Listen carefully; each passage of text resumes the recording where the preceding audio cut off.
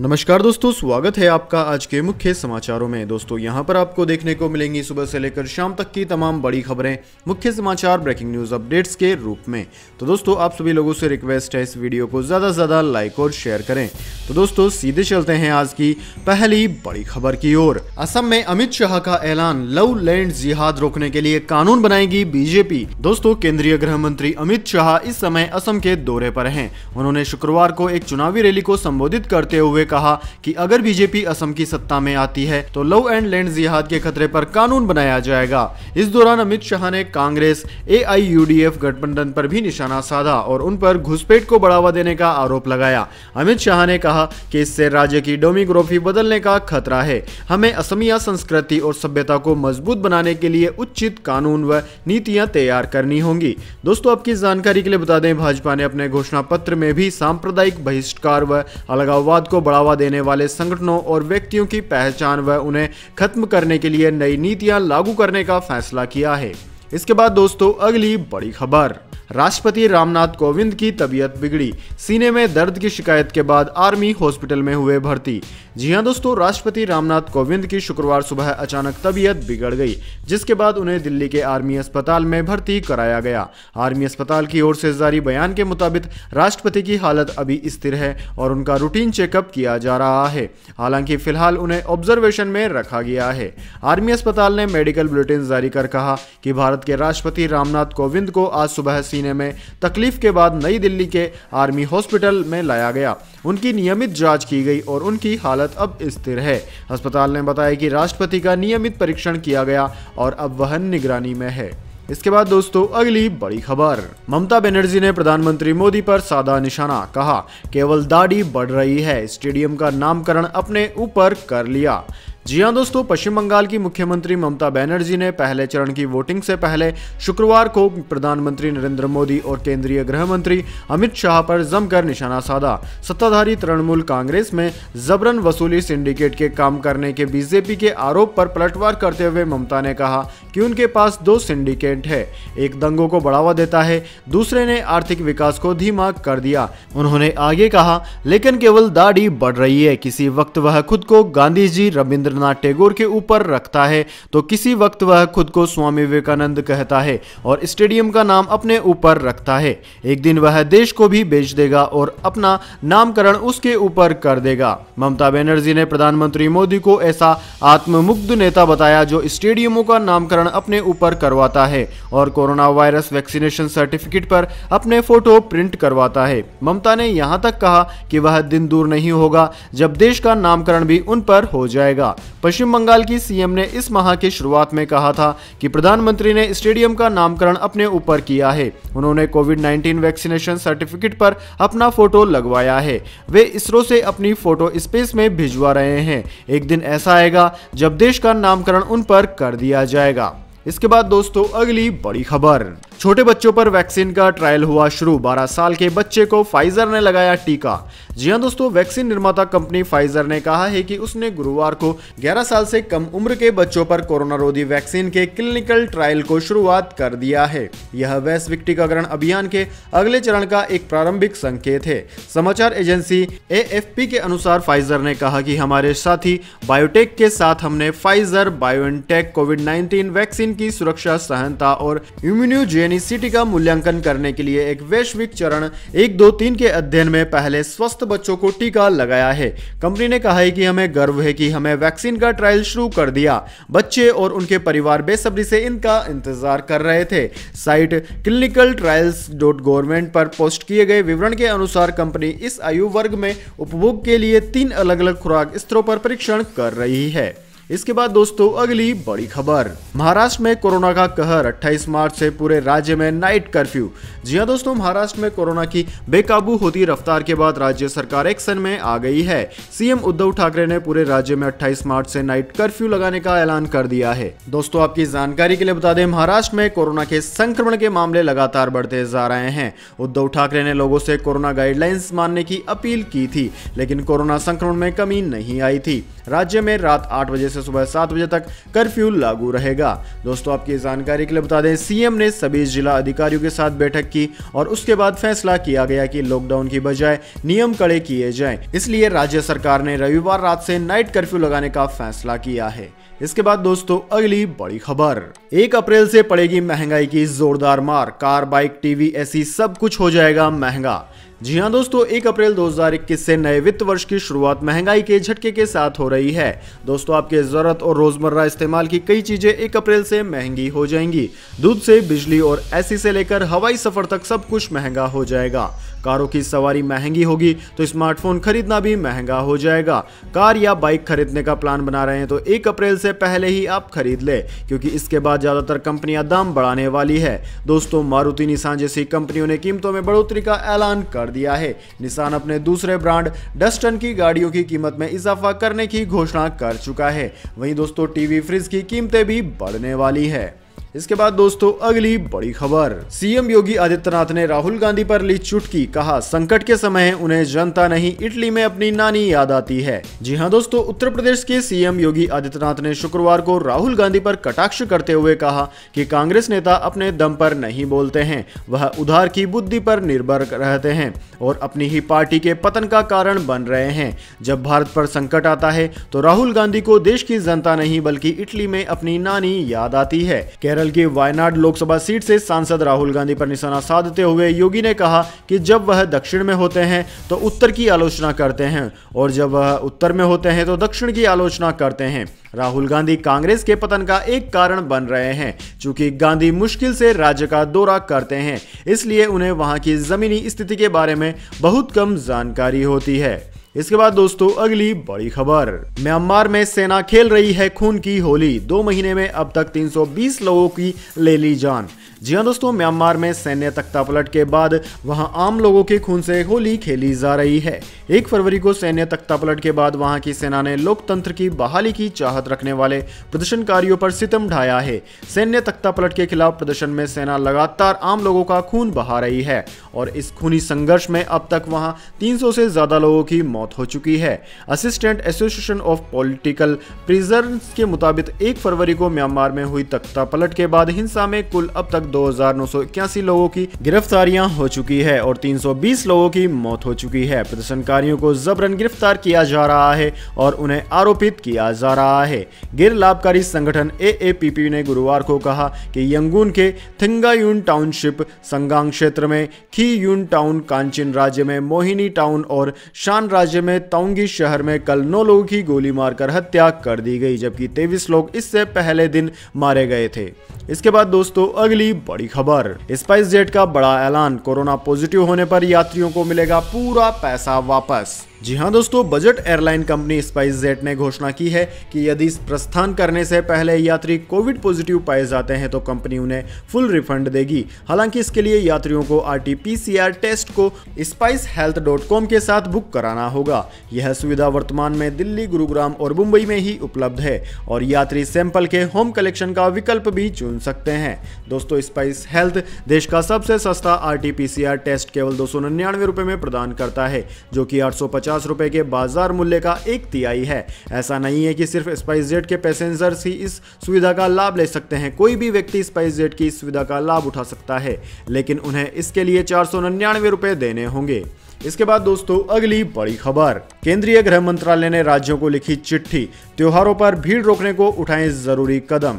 जी हां दोस्तों, corona virus संक्रमण के तेजी से बढ़ते ग्राफ ने चिंता बढ़ा दी है। वहीं अगले हफ्ते से त्योहारों का दौर भी शुरू हो रहा है, जिसके मद्देनजर केंद्रीय गृह मंत्रालय ने सभी राज्यों के मुख्य सचिव को चिट्ठी लिखकर सतर्क रहने के लिए कहा है। दोस्तों केंद्रीय गृह सचिव अजय भल्ला ने चिट्ठी में कहा कि आने वाले त्योहारों होली, शब बारात, बैसाखी पर्व, ईद उल फितर को देखते हुए सभी राज्य भीड़ पर सख्ती रखें। राज्य इस बात का खास ख्याल रखें कि लोग कोरोना गाइडलाइंस का ठीक से पालन कर रहे हैं या नहीं।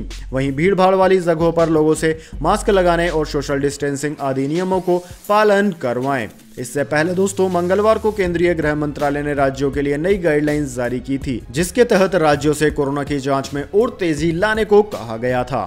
इसके बाद दोस्तों जान लेते हैं पूरी दुनिया और भारत में क्या है इस महामारी की ताज़ा स्थिति। तो सबसे पहले दोस्तों बात करते हैं पूरी दुनिया की। तो दोस्तों पूरी दुनिया में इस वक्त तक इस महामारी के संक्रमितों का आंकड़ा 12,56,00,000 को पार कर गया है, जबकि दोस्तों इस महामारी से मरने वालों की संख्या 27,57,000 को पार कर गई है। वहीं दोस्तों इस महामारी से सर्वाधिक प्रभावित देशों की बात की जाए तो उनमें अमेरिका सबसे ऊपर आता है। अमेरिका में इस वक्त तक 3 करोड़ से ज्यादा संक्रमित मरीज सामने आ चुके हैं। वहीं दोस्तों इसके बाद में Brazil, India, Russia, France, United kingdom, Italy, Spain, Turkey आदि देशों का नाम आता है। इसके बाद दोस्तों बात कर लेते हैं क्या है भारत के हालात, लेकिन उससे पहले मेरी आपसे एक छोटी सी रिक्वेस्ट है, अगर दोस्तों आपको अभी तक हमारी न्यूज़ पसंद आई तो इसे एक छोटा सा लाइक ज़रूर दे दें, और अगर आपको पसंद नहीं आई है तो बेशक आप डिसलाइक भी कर सकते हैं, लेकिन दोस्तों लाइक और डिसलाइक ज़रूर कीजिए, क्योंकि दोस्तों यही हमारी मेहनत का फल होता है और इसी से पता चलता है कि आपको हमारी वीडियो पसंद आई है या नहीं। तो दोस्तों जल्दी से जान लेते हैं क्या है भारत के हालात। तो दोस्तों भारत में इस वक्त तक इस महामारी के संक्रमितों का आंकड़ा 1,18,00,000 को पार कर गया है, जबकि दोस्तों मरने वालों की संख्या 1,60,000 के पार है। दोस्तों भारत में सर्वाधिक प्रभावित राज्यों की बात की जाए तो सबसे ज्यादा प्रभावित राज्यों में पहले नंबर पर महाराष्ट्र है। महाराष्ट्र में इस वक्त तक 26 लाख से ज्यादा संक्रमित मरीज सामने आ चुके हैं। वहीं दोस्तों उसके बाद में केरला, कर्नाटक, आंध्र प्रदेश, तमिलनाडु, दिल्ली, उत्तर प्रदेश, वेस्ट बंगाल आदि राज्यों का नाम आता है। इसके बाद दोस्तों अगली बड़ी खबर, रतन टाटा और साइरस मिस्त्री विवाद में सुप्रीम कोर्ट का आया बड़ा फैसला। मिस्त्री नहीं बन सकेंगे दोबारा चेयरमैन, टाटा ग्रुप के शेयर दौड़े। जी हां दोस्तों, सुप्रीम कोर्ट ने टाटा ग्रुप की कंपनी टाटा सन्स और शापूरजी पोनोलजी ग्रुप के साइरस मिस्त्री के मामले पर आज फैसला सुना दिया है। कोर्ट ने साइरस मिस्त्री को कंपनी का दोबारा चेयरमैन नियुक्त करने का एनसीएलटी का फैसला पलट दिया है। सुप्रीम कोर्ट की बेंच में शामिल chief justice S Bobde, justice S Bopanna और वी रामा सुब्रमण्यम ने कहा कि साइरस मिस्त्री को टाटा सन्स के चेयरमैन पद से हटाना सही है। सुप्रीम कोर्ट के इस फैसले के बाद टाटा ग्रुप के share Tata steel, BSL, Tata hotels, Tata Motors, Tata power, Tata company, Tata coffee, Tata investment corporation, Tata chemicals और टाटा कम्युनिकेशंस में जबरदस्त तेजी देखने को मिली है। ग्रुप कंपनियों के शेयरों में 5% से ज्यादा का उछाल देखा गया। टीसीएस का शेयर 1% से ज्यादा बढ़ गया, जबकि टाटा मोटर्स में 5% के करीब तेजी देखने को मिली है। दोस्तों टाटा केमिकल्स में 3% की तेजी रही और टाटा स्टील करीब 6% उछल गया है। इसके बाद दोस्तों अगली बड़ी खबर, प्रधानमंत्री मोदी पहुंचे बांग्लादेश, ढाका में बोले बांग्लादेश की आज़ादी मेरे जीवन का था पहला संघर्ष। जी हां दोस्तों, बांग्लादेश की आज़ादी की 50वीं सालगिरह पर ढाका के नेशनल परेड ग्राउंड में कार्यक्रम चल रहा है। इस कार्यक्रम में बोलते हुए प्रधानमंत्री नरेंद्र मोदी ने कहा कि उन्हें दोनों देशों की दोस्ती पर गर्व है। उन्होंने कहा कि यह हम सभी भारतीयों के लिए गौरव की बात है कि हमें बांग्लादेश के राष्ट्रपिता शेख मुजीब उर रहमान को गांधी शांति पुरस्कार से सम्मानित करने का मौका मिला। प्रधानमंत्री नरेंद्र मोदी ने कहा कि कोई भी ताकत बांग्लादेश को गुलाम नहीं रख सकती है। उन्होंने कहा कि जिन लोगों को बांग्लादेश के अस्तित्व पर शक था, बांग्लादेश के लोगों ने उन्हें गलत साबित कर दिया। उन्होंने कहा कि बांग्लादेश की आजादी में इंदिरा गांधी का योगदान सर्वविदित है। प्रधानमंत्री मोदी ने कहा कि बांग्लादेश के स्वाधीनता संग्राम को भारत का समर्थन प्राप्त था। इसके बाद दोस्तों अगली बड़ी खबर, मौसम समाचार, जानिए अगले 24 घंटे और पिछले 24 घंटे के मौसम समाचार। सबसे पहले दोस्तों बात करते हैं बीते 24 घंटों की। तो दोस्तों पिछले 24 घंटों के दौरान सौराष्ट्र और कच्छ, कोकण और गोवा के कुछ हिस्सों में हीट वेव की स्थिति देखी गई। केरल और तमिलनाडु के कुछ हिस्सों में हल्की से मध्यम बारिश हुई। मध्य प्रदेश, उत्तर प्रदेश, पूर्वी राजस्थान के कुछ हिस्सों, गुजरात के पूर्वी भागों और ओडिशा के कुछ हिस्सों में न्यूनतम तापमान में 2 से 3 डिग्री की गिरावट दर्ज की गई है। वहीं दोस्तों आगामी 24 घंटे की बात की जाए तो अगले 24 घंटों के दौरान हीट वेव की स्थिति सौराष्ट्र और कच्छ, कोकण और गोवा पर बनी रहने की उम्मीद है। सिक्किम, उप हिमालय, पश्चिम बंगाल और केरल में हल्की बारिश के साथ आंधी आ सकती है। उत्तर पश्चिमी दिशा से मध्यम हवाएं उत्तर पश्चिम और मध्य भारत पर जारी रहने का अनुमान है। शेष भारत के लिए मौसम लगभग शुष्क बना रहेगा। इसके बाद दोस्तों अगली बड़ी खबर, गोल्ड सिल्वर प्राइस टुडे, जानिए क्या है आज सोने और चांदी की ताजा कीमतें। दोस्तों दिल्ली सराफा बाजार में आज सोना 147 रुपए की गिरावट के बाद 44,081 रुपए प्रति 10 ग्राम पर पहुंच गया। वहीं चांदी 1,036 रुपए के उछाल के साथ 64,276 रुपए प्रति किलोग्राम पर पहुंच गई है। वहीं दोस्तों अंतर्राष्ट्रीय बाजार की बात करें तो अंतर्राष्ट्रीय बाजार में सोना $1726 प्रति औंस, जबकि चांदी $25.14 प्रति औंस पर पहुंच गई है। इसके बाद दोस्तों अगली बड़ी खबर, कोरोना नेगेटिव रिपोर्ट के बिना बेंगलुरु में नहीं मिलेगी एंट्री, 1 अप्रैल से लागू होगा नियम। जी हां दोस्तों, कोरोना वायरस के बढ़ते प्रकोप को देखते हुए कर्नाटक सरकार ने फिर से पाबंदियां लगाना शुरू कर दी है। इस क्रम में राज्य सरकार ने दूसरे राज्यों से बेंगलुरु आने वाले लोगों के लिए कोरोना वायरस की RT-PCR टेस्ट रिपोर्ट नेगेटिव अनिवार्य कर दिया है। कर्नाटक के मंत्री डॉक्टर के सुधाकर ने इसकी जानकारी दी है। मिली जानकारी के अनुसार कर्नाटक सरकार ने कोरोना के संक्रमण पर रोक लगाने के लिए यह फैसला लिया है। यह आदेश 1 अप्रैल 2021 से लागू हो जाएगा। इसके बाद दोस्तों अगली बड़ी खबर, इंडिया वर्सेस इंग्लैंड दूसरा वनडे मुकाबला, जोनी बेयरस्टो के शतक से इंग्लैंड जीता, 39 गेंदें शेष रहते 337 रन बना डाले। जी हां दोस्तों, इंग्लैंड ने वनडे सीरीज में शानदार वापसी की है। दूसरे वनडे में इंग्लैंड ने टीम इंडिया को 6 विकेट से हराया। इसके साथ ही 3 मैचों की सीरीज 1-1 से बराबर हो गई है। सीरीज का अंतिम मैच 28 मार्च को खेला जाएगा। इंग्लैंड ने टीम इंडिया के खिलाफ पहली बार लक्ष्य का पीछा करते हुए 300 से अधिक रन बनाकर मैच जीता है। इससे पहले 266 रन बनाकर टीम इंडिया के खिलाफ उसे सबसे बड़ी जीत मिली थी। दोस्तों 337 रन के बड़े लक्ष्य का पीछा करने उतरी इंग्लिश टीम को एक बार फिर जोनी बेयरस्टो ने और जेसन रॉय की जोड़ी ने अच्छी शुरुआत दिलाई। दोनों ने पहले विकेट के लिए 16.3 ओवर में 110 रन की साझेदारी की। तेज रन लेने के चक्कर में रॉय रन आउट हुए। उन्होंने अपनी पारी में 7 चौके और 1 छक्का लगाया। दोनों ने वनडे में बतौर ओपनर 13वीं बार शतकीय साझेदारी की है। इसके अलावा दोस्तों जेसन रॉय ने आउट होने के बाद उतरे बेन स्टोक ने 99 की आक्रामक बल्लेबाजी की। उन्होंने अपनी पारी के दौरान 10 छक्के और 4 चौके लगाए। दोस्तों अंत में इंग्लैंड ने लक्ष्य को 43.3 ओवर में 4 विकेट खोकर हासिल कर लिया, यानी कि इंग्लैंड ने मैच 39 गेंदें शेष रहते जीत लिया। इसके बाद दोस्तों अगली बड़ी खबर, शाहरुख खान बने बॉलीवुड के सबसे महंगे सुपरस्टार, पठान के लिए चार्ज कर रहे हैं 100 करोड़ रुपए। जी हां दोस्तों, बॉलीवुड अभिनेता शाहरुख खान की फैन फॉलोइंग काफी लंबी है। सालों से लोगों का मनोरंजन करने में शाहरुख खान कोई कसर नहीं छोड़ रहे हैं। दोस्तों शाहरुख खान वो शख्सियत है जिसको निर्माता आज भी मुंह मांगी रकम देकर फिल्म के लिए साइन करने को तैयार रहते हैं। दरअसल दोस्तों शाहरुख खान की पिछली फिल्में बॉक्स ऑफिस पर सफल नहीं रही, लेकिन इसके बावजूद भी यशराज फिल्म्स ने उन्हें पठान के लिए बहुत मोटी रकम दी है। मीडिया में फैल रही ताजा रिपोर्ट्स के अनुसार शाहरुख खान को मेकर्स ने पठान के लिए 100 करोड़ रुपए दिए हैं। इसी के साथ शाहरुख खान बॉलीवुड के सबसे महंगे सुपरस्टार बन गए हैं। इसके बाद दोस्तों अगली बड़ी खबर, कोरोना से बचाने वाला हैंड सैनिटाइजर दे सकता है आपको कैंसर, अमेरिकी कंपनी ने रिपोर्ट में किया चौंकाने वाला खुलासा। जी हां दोस्तों, कोरोना महामारी से बचाव के उपायों में हैंड सैनिटाइजर पहले नंबर पर आता है। डॉक्टर लोगों को बार बार अपने हाथ सैनिटाइज करने की सलाह देते हैं ताकि वायरस शरीर में प्रवेश करने से पहले ही दम तोड़ दे। हालांकि अमेरिका में हुए एक रिसर्च ने हैंड सैनिटाइजर पर गंभीर सवाल खड़े कर दिए हैं। शोध में पता चला है कि कोरोना वायरस से निपटने में इस्तेमाल होने वाले इन सैनिटाइजर्स में ऐसे केमिकल्स हैं जो कैंसर की वजह बन सकते हैं। वेलिजर नाम की अमेरिकी ऑनलाइन फार्मेसी कंपनी ने यह दावा किया है। यह कंपनी मेडिकल से जुड़े कई उत्पादों की क्वालिटी की जांच करती है। तो दोस्तों यह थे आज के तमाम बड़ी खबरें। इसके बाद दोस्तों बारी आती है आज के माइंड क्विज क्वेश्चन की। जी हाँ दोस्तों, एक आसान से सवाल का जवाब देकर आप जीत सकते हैं एक अमेजिंग सरप्राइज गिफ्ट हमारे यूट्यूब चैनल की ओर से। तो दोस्तों आज का सवाल आपकी स्क्रीन पर आ चुका है। भारतीय संस्कृति में विद्या की देवी किसे माना जाता है? जी हाँ दोस्तों, अगर आप जानते हैं भारतीय संस्कृति में विद्या की देवी किसे माना जाता है तो जल्दी से कमेंट बॉक्स में लिख दीजिए। अगर दोस्तों आपका जवाब होता है एकदम सही और आप चुन ले जाते हैं लकी विजेता के रूप में तो आपको मिल सकता है एक अमेजिंग सरप्राइज गिफ्ट हमारे यूट्यूब चैनल की ओर से। तो दोस्तों जल्दी से अपना उत्तर कमेंट बॉक्स में लिख दीजिए, वीडियो को लाइक कर लीजिए और चैनल को सब्सक्राइब करके बेल आइकन भी दबा लीजिए। धन्यवाद। वंदे मातरम। जय हिंद, जय भारत।